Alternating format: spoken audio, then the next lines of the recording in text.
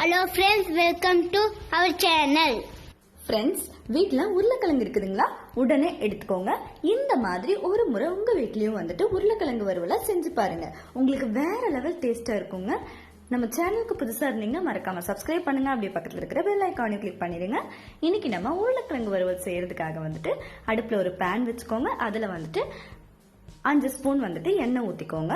அது கூடவே வந்துட்டு எண்ணெய் சூடானதுக்கு அப்புறமா சிறிதளவு கடுகு சேர்த்துக்கலாங்க. கூடவே வந்துட்டு கடலைப்பருப்பும் கொஞ்சமாக சேர்த்துக்கோங்க. இப்போ பாருங்க கடலைப்பருப்பெல்லாம் வந்துட்டு நல்லா வதங்கிட்டு இருக்குது.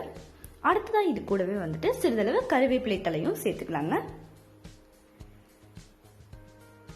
இந்த மாதிரி உங்க வீட்டில் வந்துட்டு பொட்டேட்டோ ஃப்ரை செஞ்சீங்கன்னா உங்களுக்கு வந்துட்டு எப்போ உருளைக்கிழங்கு வாங்கினீங்கனாலும் இதே மாதிரி தாங்க செய்ய தோணும். அந்த அளவுக்கு வந்துட்டு ரொம்ப அருமையான டேஸ்டா இருக்குங்க ஃப்ரெண்ட்ஸ். கருவேப்பிலை தலை வதங்கினதுக்கு அப்புறமா வந்துட்டு நான் நல்லா 5 மீடியம் சைஸ் உருளைக்கிழங்கு எடுத்து நல்லா கழுவிட்டு இந்த மாதிரி ரவுண்ட் ரவுண்டா கட் பண்ணி வச்சிருக்கிறேங்க. ரொம்ப லேசாவும் இல்லாம ரொம்ப தடிமனாவும் இல்லாம ஒரு மீடியமா இருக்கிற மாதிரி சைஸ்ல வந்துட்டு நல்லா கட் பண்ணி வச்சிருக்கிறேன். அதை வந்துட்டு உள்ள சேர்த்துட்டு இந்த மாதிரி நல்லா வதக்கி விட்டுக்கோங்க. இந்த பொட்டேட்டோ ஃப்ரை செய்யறதுக்கு நமக்கு ரொம்ப அதிக டைம் எல்லாம் எடுத்துக்காதுங்க. குறைவான டைம்லயே செய்யக்கூடிய செம்ம சூப்பரான உருளைக்கிழங்கு ஃப்ரையா இருக்குங்க இது உங்களுக்கு.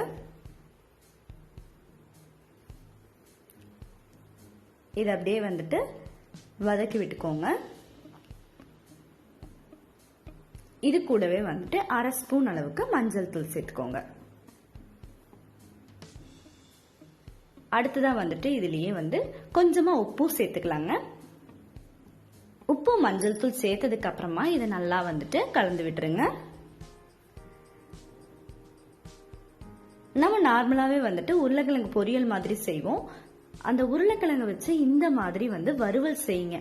உங்களுக்கு வந்துட்டு எப்போ சாப்பிட்டீங்கனாலும் அவ்வளோ சூப்பரா இருக்குங்க. இதை சாப்பிட்டு ஒரு முறை சாப்பிட்டு பார்த்துட்டீங்கன்னா திரும்ப திரும்ப சாப்பிடணும்னு தோணும். அந்த அளவுக்கு வந்துட்டு ரொம்பவே நல்லா இருக்குங்க. இப்ப பாருங்க இதை நல்லா வதக்கி விட்டாச்சு. இப்படி ஒரு மூடி போட்டு க்ளோஸ் பண்ணி வச்சுக்கோங்க. ஒரு 2 நிமிஷம் மட்டும் அப்படியே இருக்கட்டுங்க. அடுப்பை மீடியம் ஃப்ளேம்ல வச்சுக்கோங்க. இப்ப 2 நிமிஷம் ஆயிடுச்சு. இந்த மாதிரி நல்லா கலந்து விட்டுருங்க. இப்ப உருளைக்கிழங்கெல்லாம் வந்துட்டு அப்படியே கொஞ்சம் நல்லா ஃப்ரை ஆயிடுச்சு. அடுத்ததான் அடுப்பை சிம்ல வச்சுக்கோங்க. சிம்ல வச்சுட்டு இப்ப மசாலா சேர்த்துடலாங்க. இன்னைக்கு நான் 2 ஸ்பூன் அளவுக்கு மிளகாய் தூள் சேர்த்துக்கிறேன். கூடவே 1 ஸ்பூன் மல்லித்தூள், குறுமிளகுத்தூள் வந்துட்டு 1 ஸ்பூன் சேர்த்துருக்கிறேங்க. இது கூடவே வந்துட்டு 1/2 ஸ்பூன் அளவுக்கு சீரகத்தூள் சேர்த்துக்கலாம். நம்ம வந்து ஏற்கனவே உப்பு சேர்த்துருக்கிறோம். இப்ப வந்துட்டு உப்பு பார்த்துட்டு அளவா சேர்த்துக்கலாங்க. இதை வந்து நல்லா கலந்து விட்டுருங்க. மசாலா கரிஞ்சிடக்கூடாது. அதனாலதான் வந்துட்டு நம்ம அடுப்புல சிம்ம வச்சிருக்கோம்.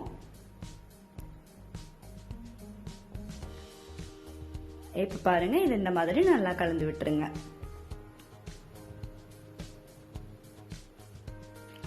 ஒவ்வொரு உருளைக்கிழங்குலயுமே வந்துட்டு இந்த மசாலாஸ் எல்லாம் நல்லா படுற மாதிரி கலந்து விடுங்க. இது ஒரு முறை நம்ம சாப்பிட்டு பார்த்துட்டோம்னா போதுங்க. அதுக்கப்புறம் எப்ப உருளைக்கிழங்கு வாங்கினோம்னாலும் நமக்கு இந்த உருளைக்கிழங்கு வறுவலோட ஞாபகம் தாங்க வரும். அந்த அளவுக்கு ரொம்பவே நல்லா இருக்கும். இதை அப்படியே வந்துட்டு க்ளோஸ் பண்ணி வச்சலாம். தண்ணி எதுவும் சேர்க்க வேண்டாங்க. இது ஒரு 5 to 6 நிமிஷம் வரைக்கும் நல்லா வேகட்டும். மீடியம் ஃப்ளேம்லயே வச்சு வேக வச்சுக்கோங்க. இப்ப பாருங்க அப்படியே கலந்து விட்டுருங்க. அவ்வளவுதான், நம்மளோட உருளைக்கிழங்கு வறுவல் ரொம்ப சூப்பரா ரெடி ஆயிடுச்சு. இது நல்லா வெந்து வந்துருச்சு. பார்க்கும் போதே பாருங்க அப்படியே எடுத்து சாப்பிடணும் போலதான் தோணி எல்லாருக்குமே. ரொம்ப அருமையான பொட்டேட்டோ ஃப்ரை ரெடி ஆயிடுச்சுங்க. இதை வந்துட்டு நம்ம சாப்பாடு கூட வேணாலும் போட்டு சாப்பிட்டு பார்த்துக்கலாம்.